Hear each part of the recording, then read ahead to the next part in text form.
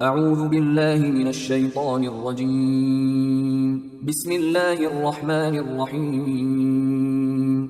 سورہ آل عمران آیات نمبر 64 تا 71 میں اہل کتاب کو توحید اور اسلام کی دعوت کہ تمام انبیاء اور کتابیں توحید ہی کی دعوت پر مشتمل ہیں۔ مزید یہ کہ اہل کتاب بھی ابراہیم علیہ السلام ہی کی اولاد سے ہیں جو توحید کے علمبردار تھے۔ مسلمانوں کو اہل کتاب کے فتنوں سے بچنے کی تلقین۔ اعوذ باللہ من الشیطان الرجیم قل یا اہل الكتاب تعالوا الى کلمة سواء بیننا وبینکم الا نعبد الا اللہ ولا نشرک به شیئا ولا يتخذ بعضنا بعضا اربابا من دون اللہ۔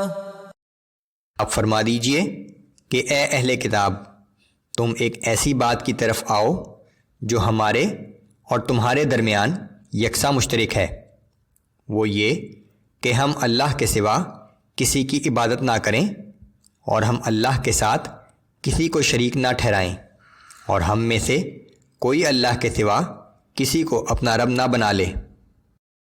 فَإِن تَوَلَّوْا فَقُولُوا اشْهَدُوا بِأَنَّا مُسْلِمُونَ۔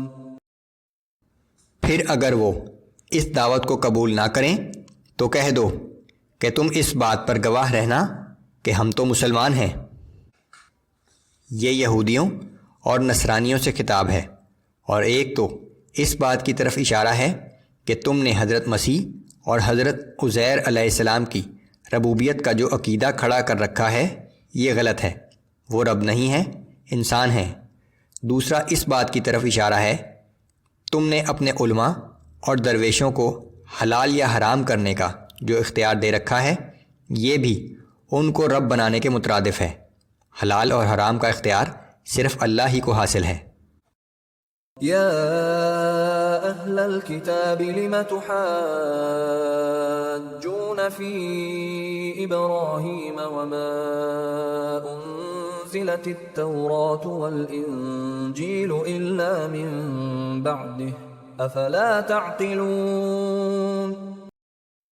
اے اہل کتاب، تم ابراہیم علیہ السلام کے بارے میں کیوں جھگڑا کرتے ہو؟ حالانکہ تورات اور انجیل تو ابراہیم علیہ السلام کے بعد نازل ہوئی تھیں، کیا تم اتنی بھی عقل نہیں رکھتے؟ ہا انتم هؤلاء حاججتم فيما لكم به علم فلم تحاجون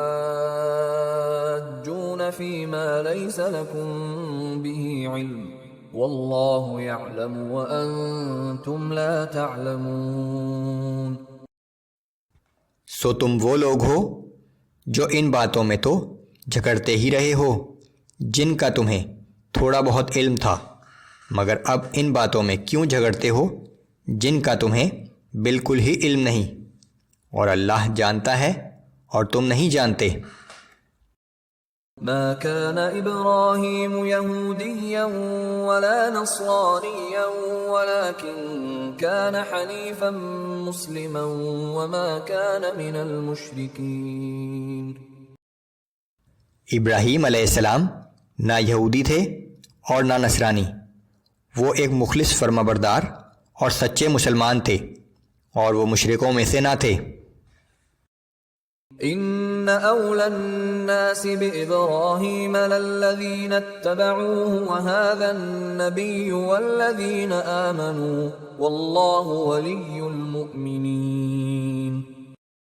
بے شک سب لوگوں سے بڑھ کر ابراہیم علیہ السلام کے قریب تو وہی لوگ تھے جنہوں نے ان کی پیروی کی، اور اسی طرح یہ نبی صلی اللہ علیہ وآلہ وسلم اور ان پر ایمان لانے والے ان کے قریب تر ہیں، اور یہ جان لو کہ اللہ مومنوں کا مددگار ہے۔ وَدَّت طَّائِفَةٌ مِّنْ أَهْلِ الْكِتَابِ لَوْ يُضِلُّونَكُمْ وَمَا يُضِلُّونَ إِلَّا أنفسهم وما يشعرون. بعض اہل کتاب اس بات کی دل سے آرزو کرتے ہیں کہ کسی طرح وہ تمہیں گمراہ کر دیں، دراصل وہ صرف اپنے آپ کو گمراہ کر رہے ہیں اور انہیں اس بات کا بھی شعور نہیں ہے۔ يا أهل الكتاب لم تكفرون بآيات الله وأنتم تشهدون.